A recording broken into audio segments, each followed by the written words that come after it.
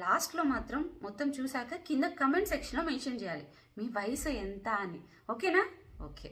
So ఇప్పుడు చాలా వరకు చెప్తుంటారు చిన్న ఏజ్లోనే జుట్టు అంతా ఊడిపోతుంది, నెరిసిపోతుంది, స్కిన్ అంతా పాడైపోతుంది, ముడతలు వస్తుంది.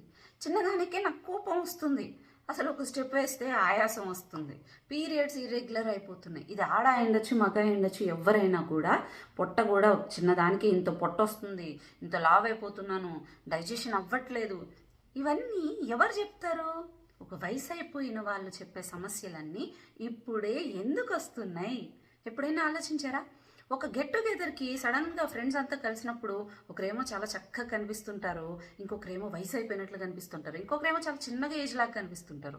ఇంకొంతమంది చూడండి సడన్గా చనిపోయి ఉంటారు, అయ్యో చాలా చిన్న ఏజ్, అన్ని హెల్త్ ప్రాబ్లమ్స్ తోటి ఇప్పుడే వచ్చి చనిపోయారే అని అంటుంటారు.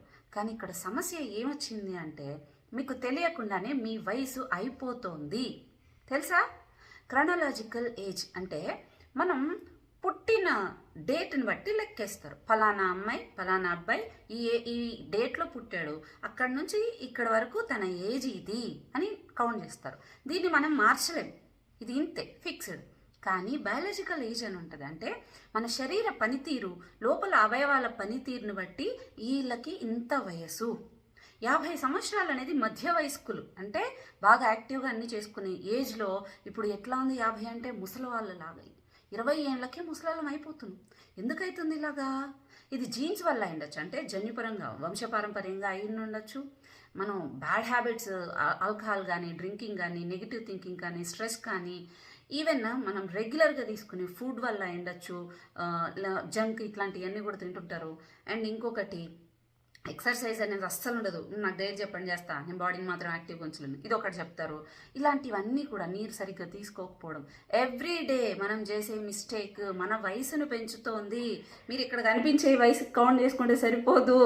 మన బాడీ చాలా తెలివైంది, దాని వయసు దానికి అయిపోతూనే ఉంది, దానికి తగ్గట్టు దాన్ని చేసుకుంటూనే వెళ్తుంది. మరి దీనికి సొల్యూషన్ ఏంటి?